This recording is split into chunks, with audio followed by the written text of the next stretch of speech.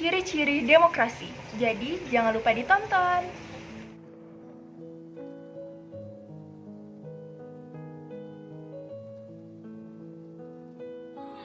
Assalamualaikum warahmatullahi wabarakatuh. Perkenalkan, nama saya Nazira Putri Aliasari, nomor absen 26 dari kelas 11 MIPA 8. Di bagian saya kali ini, saya akan menjelaskan prinsip-prinsip demokrasi.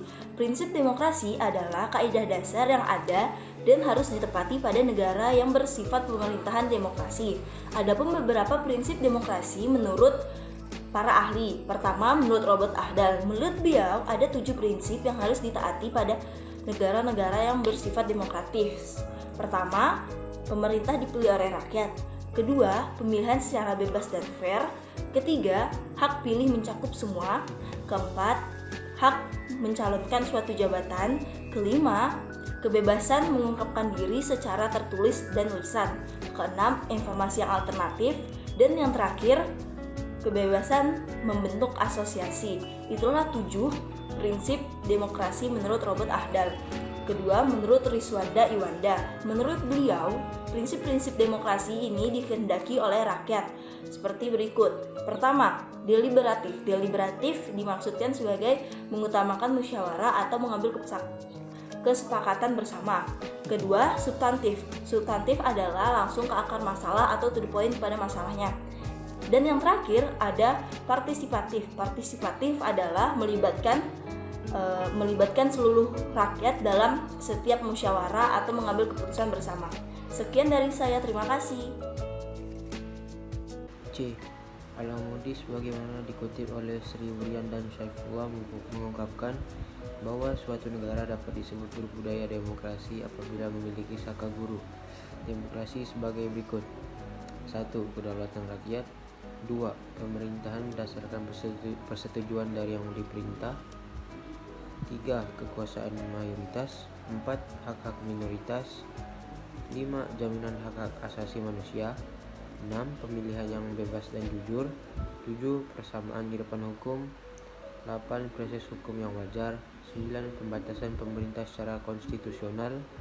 10. Pluralisme sosial, ekonomi dan politik. 11. Nilai-nilai toleransi, pragmatisme, kerjasama dan mufakat. Sekian, terima kasih.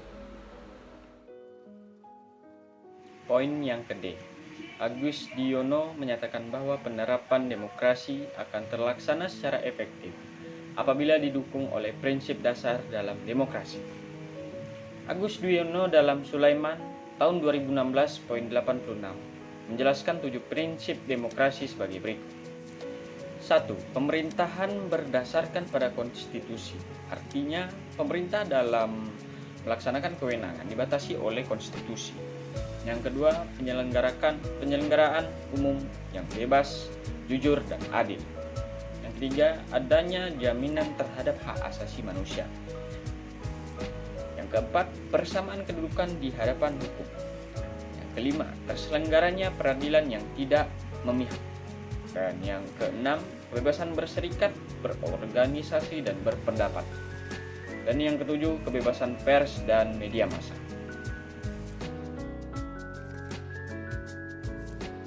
Macam-macam demokrasi. 1. Demokrasi secara langsung. Masyarakat dapat menyampaikan pendapat secara langsung ikhwal persoalan kepada pihak eksekutif. Artinya, semua warga ikut secara langsung dan aktif dalam mengambil keputusan pemerintahan. Dalam demokrasi langsung, semua warga memiliki hak untuk mengambil keputusan.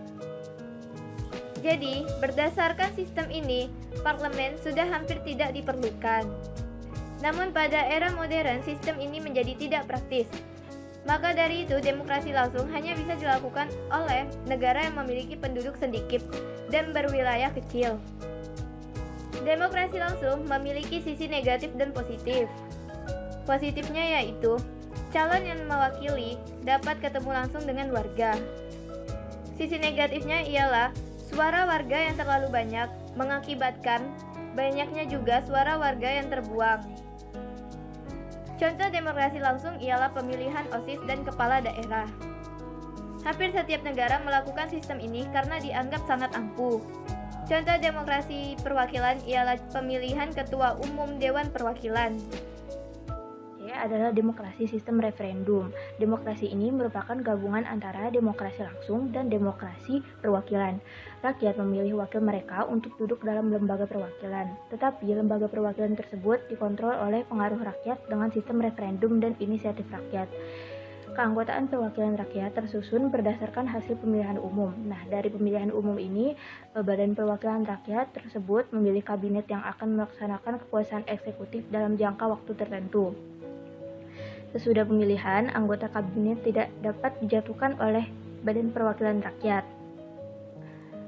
Pengawasan ini dilakukan dengan cara referendum atau pemungutan suara secara langsung dalam rangka mengetahui kehendak rakyat. Referendum memiliki dua jenis, yaitu referendum obligator dan referendum fakultatif. Yang pertama adalah referendum obligator, yaitu kewajiban meminta pendapat rakyat secara langsung dalam mengubah sesuatu, misalnya terhadap perubahan konstitusi. Yang kedua yaitu referendum fakultatif, yaitu tidak wajib meminta pendapat rakyat secara langsung atau bergantung pada keputusan penguasa, misalnya dalam penetapan undang-undang. Contoh dari demokrasi sistem referendum adalah perancangan undang-undang. Demokrasi berdasarkan prinsip ideologi. Yang pertama terdapat demokrasi rakyat, yaitu memiliki pengertian demokrasi yang didasari paham Marxisme atau komunisme. Demokrasi rakyat ini memiliki cita-cita, yaitu kehidupan dapat sosial atau sama rata, sama rasa. Tujuan dari demokrasi rakyat adalah manusia dibebaskan dari keterikatan kepemilikan pribadi atau paksaan terhadap manusia lainnya. Aspek pendukung dalam demokrasi rakyat adalah negara mempunyai legitimasi untuk melakukan paksaan maupun kekerasan untuk mencapai tujuan masyarakat. Selanjutnya, di demokrasi yang kedua itu adalah demokrasi konstitusional.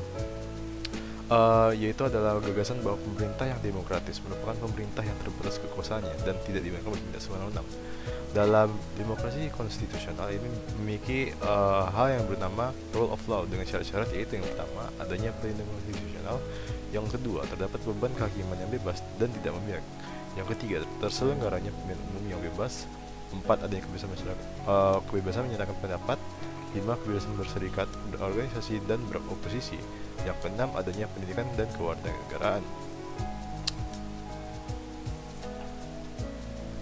Dan yang C adalah demokrasi berdasarkan titik perhatian. Yang pertama terdapat 3 hal yang dalam demokrasi berdasarkan titik perhatian ini.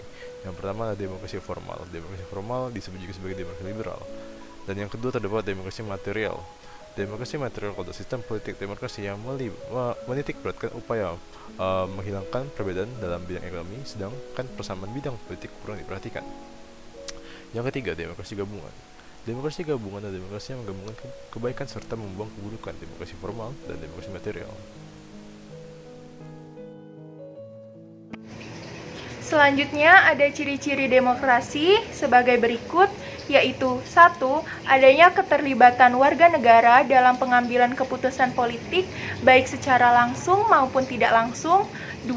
Adanya pengakuan, penghargaan, dan perlindungan terhadap keberadaan hak asasi warga negara. 3. Persamaan hak warga negara dalam segala bidang. 4. Adanya lembaga peradilan dan kekuasaan kehakiman yang independen sebagai alat penegakan hukum. 5. Adanya kebebasan dan kemerdekaan bagi seluruh warga negara. Keenam, adanya pers dan media massa yang bebas menyampaikan informasi dan mengontrol perilaku serta kebijakan pemerintah. Ketujuh, terselenggaranya pemilihan umum untuk memilih wakil rakyat yang duduk di lembaga perwakilan rakyat. Kedelapan, adanya pemilihan umum yang bebas, jujur, dan adil untuk memilih pemimpin negara serta anggota DPR. Kesembilan, adanya pengakuan terhadap keberagaman baik suku, agama, maupun golongan. Itulah penjelasan mengenai penerapan sistem demokrasi. Nah, pada hakikatnya, sebuah negara dapat dibilang negara yang demokratis apabila dalam sistem pemerintahan tersebut seluruh rakyat memiliki kesamaan di muka hukum, serta memiliki kesempatan untuk berpartisipasi dalam pembuatan keputusan. Bagaimana pendapat kamu? Komen di bawah, dan jangan lupa di like videonya.